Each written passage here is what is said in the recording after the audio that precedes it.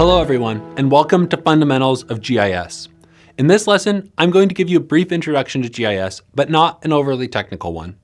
We're going to focus instead on why GIS is really exciting and why you might want to learn how to work with it. In the next lesson, we'll give you a more concrete understanding of GIS, but for now, I just want you to get excited. This lecture is safe to skip if you're in a rush, but if you stick around to the end, I hope I can make you as excited about GIS as I am. To introduce GIS, I'd like to tell you how I came across it. When I was in school, I was sort of an amateur software developer. It wasn't my focus, but something I did for fun. And I like to solve problems by automating them with software. For a class, I read this paper, the details of which are lost to me now, but it involves studying migratory birds. And they discussed breaking up the world into a large grid of cells to track movement of them, or something like that. And here's where I got this brilliant idea. What if I could make software that made that easy? What if you could have a simple piece of software that let you paint on your computer, sort of like Microsoft Paint, but you'd have these layers and then you could run mathematical functions comparing or combining the layers. Some software that let you understand data in a geographic context. That would be so cool. I was thinking small at this point, but still thought I had an idea that would be useful to at least a few thousand people or something. I mentioned my idea to my roommate and he said, "That sounds a lot like GIS." In a sort of matter-of-fact way, like, yeah, that's a good idea and they already have it. Looking it up, I discovered just how important this software already was in shaping the modern world and how many disciplines already rely on it. So much of what we interact with matters in part because of where it is or what's around it, and people had been building these types of tools for decades. That's what I want to show you right now, the many ways to understand the world and your own work in it with GIS.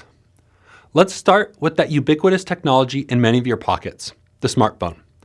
I'd argue that the GPS chip in those phones is nearly as critical to their usefulness as the persistent connection to the internet.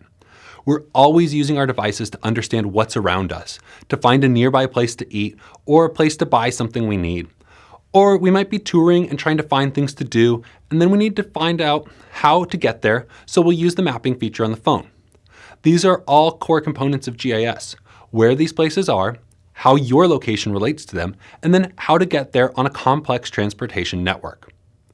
An extension of this technology that takes it out of the smartphone navigation realm and into the desktop GIS realm is to combine this information about our road networks with population information and use it to figure out where to put resources such as warehouses or storefronts for your business so that they're accessible by customers.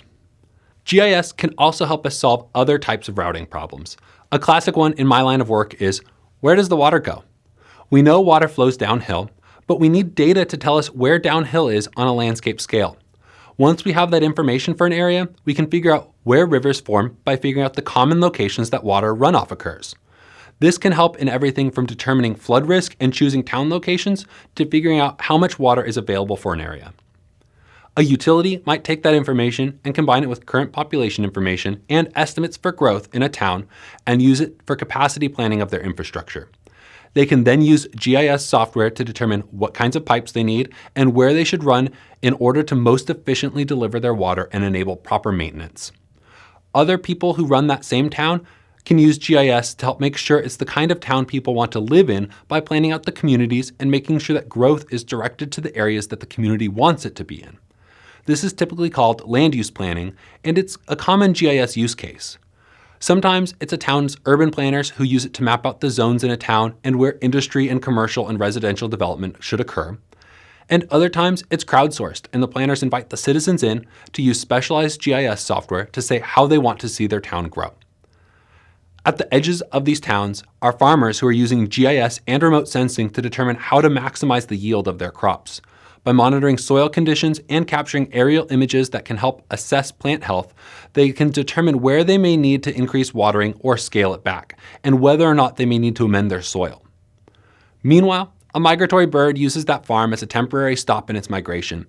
A nonprofit volunteer takes notes of what birds are in the area and enters it into a spatial database. The nonprofit then builds maps that show the range of the species, and these go in books and online publications to help birders and members of the general public identify and connect with the birds. In the county or state government, an economist may be interested in what crops the farmer is choosing to grow in order to accurately estimate economic output across regions. They can use this to determine what kinds of jobs and training are needed in a given area, understand how the value of that land is changing when production changes, predict tax revenue, and direct funds for infrastructure. That data is also passed off to members of the emergency management agencies. They keep track of incidents of floods, tornadoes, hurricanes, and earthquakes, and this information can help them estimate and prevent human and economic losses from these types of disasters. Even with all these stories, we're still only scratching the surface of what you can do with GIS. But what really excites me is that it seems like so much of the world now understands the importance of location. There's an old saying that you never really understand something until you understand how it relates to something you already know. This is the crux of spatial information, referencing our data to other locations in the real world. To almost any important fact, we can add context by knowing where something occurred. Spatial information opens up a whole world of possible new questions or interesting answers when added to an organization's other data, and that's something that's rapidly occurring right now. We're already witnessing a generation of people who grow up with location information in their pockets. There are many directions that information can take you. One direction is what you learn in this class, which is to analyze location data.